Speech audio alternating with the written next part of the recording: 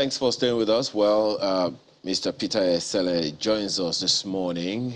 He is former president of TUC. He joins us virtually from Lagos, as well as Sonny Nkwe, who is zonal chairman, System 2E Eastern Zone of Petron. He also joins us from Port Harcourt virtually. Gentlemen, thank you so much for joining us this morning. Well, let me begin with you, Mr. Nkwe. Currently, as far as you are concerned and from what you know, what is the current situation where you are? Okay, thank you very much. Good morning, everybody. Good morning, comrades. Peter Esele. It's good to have you around. It's been a very long time I saw you, so good to have you around. Thank you very much.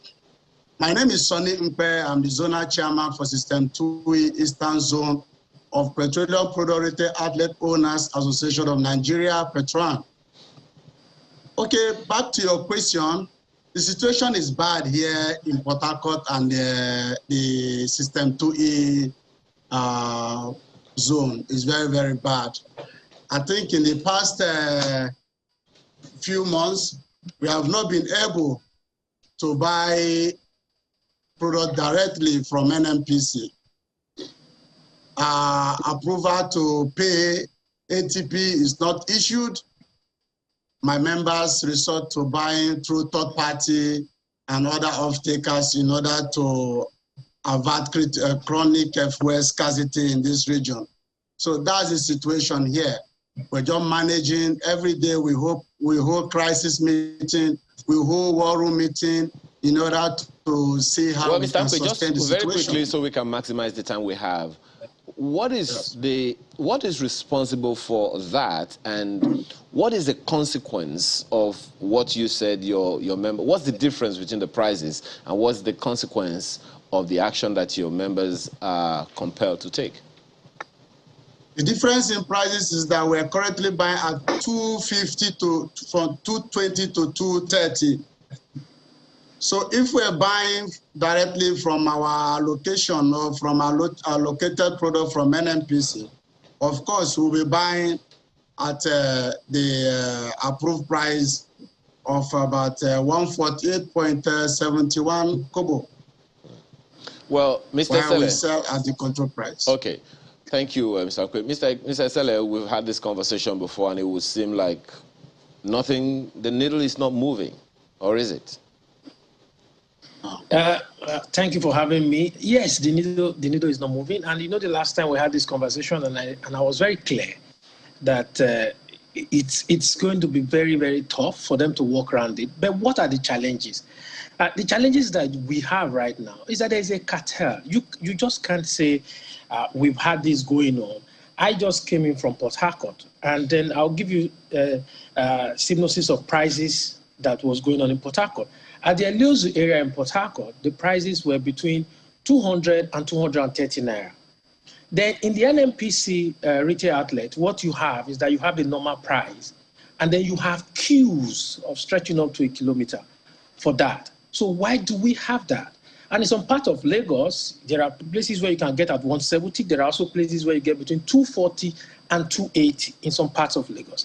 So what you have now is that you now have the regulation on itself. Meanwhile, government is still paying subsidy. So if government is paying subsidy, we should get value for money. So why are we not getting value for money? The reason why we're not getting value for money is corruption along the way. These guys in Petra can't get a product because they're also not connected. Everything is done by who knows who. So if that is the way it's going, we are going to have a very chaotic or a bleak Christmas for petroleum product supply. And sometimes you also get to the NNPC, some of the retail outlets, there is no product. Why?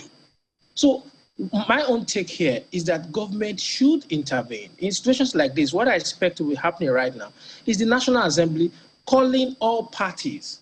It's not even the DSS. I commend what the DSS came out to do, but this is responsibility of those who were elected by Nigerian people to make their life easier, to know why are we going through this again and again? Why aren't we able to find lasting solution to it? That is the fundamental aspect of it. If we are paying subsidy, we know we are paying subsidy, and then we should know how much we are spending on subsidy And then we should get value for the money of subsidy. If we are not paying subsidy, then we tell marketers, okay, we are not paying subsidy anymore, then sell, let it be dictated by market rate. But we are paying subsidy. Mr. Sele, it will seem as if you have more questions also, so I wonder how to proceed, but I will all the same. We saw in that report where some marketers were, talking about some vessels now being available. They've begun to load, and we saw the retailers also saying that they've begun to load and they were going to work for some hours. So the question is really, what was different between when the scarcity was biting hard and causing difficulty on Nigerians, and now when regulatory authorities are beginning to, compel those who should act to act? What's different? What's different now is that you are having a situation whereby things have gotten so bad and is affecting the image of the government. So that's why you are having what I call back channel pressure from government, from Department of State Security. Because when the Department of State Security comes out with an ultimatum, which is very unusual, so it means that the department also knows certain things that is happening within the system. So what the department is doing is putting their feet by the fire. Kind of, if you guys don't act up, we'll start picking you people up and also start investigating whatever irregularities that is at play. Now, you buy at 148. You buy at 148. So what you are expected to sell at 175. This retail outlet cannot get to buy at 148. So the reason why they are not getting to buy at 148, now using third party. Why then? Why are you using third party? Why can't they get it directly? And we all know the effect of middlemen. The third party, another word for them is actually the middleman. They can use the word third party, but it's a middleman. And they are there to make more money. So who is giving the middleman? So, Mr. Sele, was the difficulty experienced prior to the ultimatum given, was it deliberate? It's to make money. Now, the first thing they told us is that I was embarrassed when somebody from NNPC came and said it's because of repair works in Apapa. Apapa has been in a mess for a very long time, for ages. But now they are fixing the Apapa road. So telling us now that that is the reason why we are having scarcity also tells you about the relation of duty, which means these are things that you should anticipate and plan for it. But that was not done. So what you're having is a series of back channel pressure being piled on the regulatory authority and NNPC to make sure these products are out. So hopefully, maybe in another 1 week, we'll revisit this matter, and I'm seeing there may be some progress. The queues, yes, Port Harcourt was tough, yes, but the queues are abating gradually. But I'm hopeful that with DSS stepping in, things may get better. Well, Mr. Ankpe, yes, we will revisit this matter as we proceed, but yes, DSS also stepping in appears to be having a huge impact. But the MD of one of these oil marketing companies did say some time ago that NNPC, being the sole importer of this product, is posing a huge challenge in the sector. Do you agree with that? Absolutely, I absolutely agree. Chambers,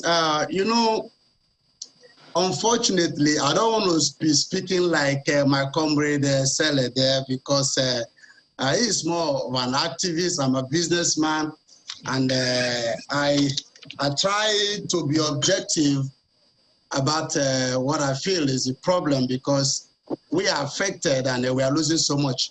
So, comrade, you know what I mean. So let me tell you something today. Let me be very frank here. The system 2E, for instance, has an already designed medium of product dispensation through the Port Harcourt depot, through Calabar, through Enugu, through Aba depot, up to Makurdi. But in the past 6 months, there has never been a drop of allocation to Port Harcourt depot. I don't understand what's going on. We have made several efforts. We have engaged with the authority, former DPRO. We have engaged with everybody. If you want to achieve effective distribution, all you need to do is a very simple thing. And if they are sincere and want to be transparent about the process, just send a vessel to Port Harcourt depot. Once you send the vessel to Port Harcourt depot alone would transfer to Aba, it will transfer to Enugu, and So, this problem will be solved immediately. Time is usually not our friend in this kind of interesting matters. But you know what? Both the activist, the businessman, the lawyer, the journalist, the doctor, we are all affected. So we have to say the truth no matter whose ox is gone. Yes, so, absolutely. Mr. Mbe, could you tell us as well, since you say you want to be objective, what is this thing they call PFI, system money? Is it transparent? Who collects it? Why? Well, why not direct that question to NMPC? Because what we know works here is if you give us authority to pay ATP, we pay to them. But like I said, ATP has not been given to my members for more than 6 months. So who are those that are benefiting from this ATP? They give to PDO. From there, the product goes away. Prices are being put on this product, and it comes to us at 200 and something. Who are those that are there? So I think the appropriate question should be directed to them. I thought you would objective and tell us, since you know about it. It's your sector, so you will know. But comrade, you've also been there as well. Could you tell us what this PFI system money is, and why does it have to be collected in dollars? You understand now, it's in the region of $300,000 per person to collect it. You see, first I'm going to address first thing is, he just made reference to businessmen, activists, what have you.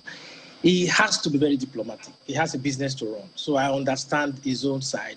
And the reason why he's afraid to talk the way he wants to express himself is the fact that he does not want to suffer any consequence to his business and to his members.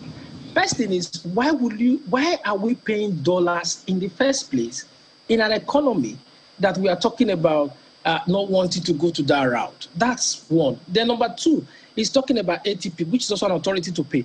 Why are they not receiving this product in the last 6 months? So who has been receiving this product in the last 6 months? So I have always made my point clear, is that there's a racketeering going on, which is to the detriment of the ordinary Nigerian on the street. So it is responsibility of the government. Now, in a functional society or in a functional government, I use the word functional, is that people must understand that there are consequences for every action. I always kick about when they talk about free market. In a society like ours, we don't have any antitrust. We don't have too much profiteering. In the UK, for example, now you're having the oil windfall. Companies are going to pay huge taxes because they're making so much profit. But in our case, those who are running it right now in the country, they are busy wanting to make more money at the detriment of the ordinary Nigerians. And that is the area where government must move in, the National Assembly must move in, so that we know this $300,000 that is being collected on PFI, what is it being used for? What is it meant for? And how is it affecting availability of products down the road? Until we'll keep our focus on that money as well. We'll try and follow up and trace and find out, is it legal? Is it legitimate? What is it for? Why are they collecting it? Does it go to government, for instance? But tell us now, since you mentioned federal government's dealings, now, would it be a good idea moving forward that for any business that federal government has to do with players in that sector, let everything be paid in Naira? Yes.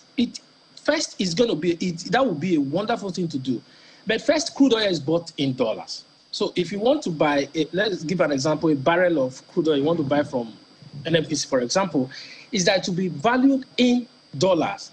And then we can do the conversion in Naira. Then it makes it easier for anybody who's doing business can go ahead and do their business.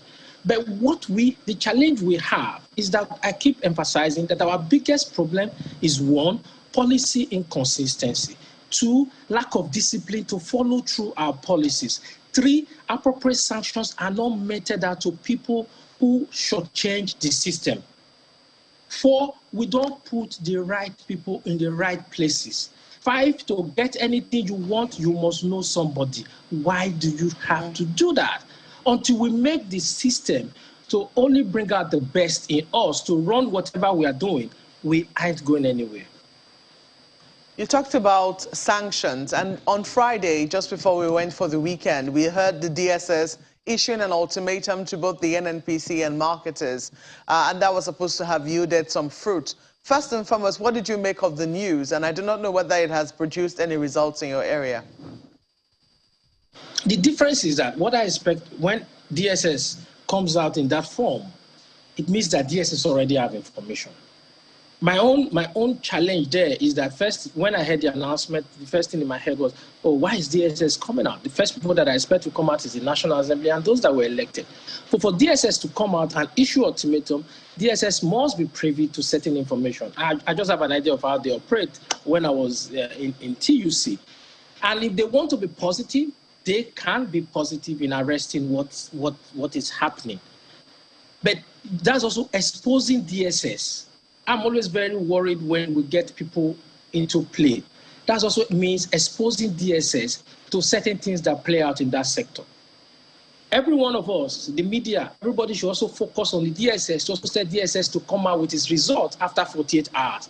Or else, DSS may also now be a player in the game because people involved in it, these are big-time players. They know what they want, they know how to go about it, and all they're after is how to make more money. So DSS too also need to tell Nigerians their findings after 48 hours, and whoever is behind this should be prosecuted because there are enough products. That I know for sure. There are enough products in country to make sure that everybody gets a liter of petrol in his car or her car or in a generator. So we have enough product. Why is the product not going around? That is the million-naira question that we should be asking. Let me ask you, Mr. Ankpe, has there been any effect on your members from the threat issued by the DSS? Were you happy to hear it, or were you worried by it? Okay, thank you very much. First of all, we want to commend the DSS for their intervention. We appreciate that, but there is no effect whatsoever on what's been going on and our circumstance. Our circumstance has not changed. Let me also make it categorically clear here that there is no amount of threat issued by DSS is going to change anything. If it must change, it must start from the source. They should go to the depots. They should go to the PDOs, to the private depot operators. They should find out what's going on there, because that's where, for now, we're getting products from. Until the cartel, the cabal in that area is handled or is taken care of, we can never get any reduction or fairness in the distribution of this product.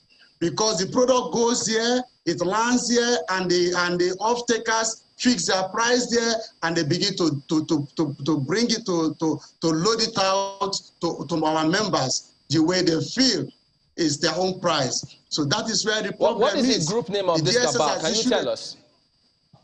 Sorry, say that again. What is the group name of this cabal that you refer to? No.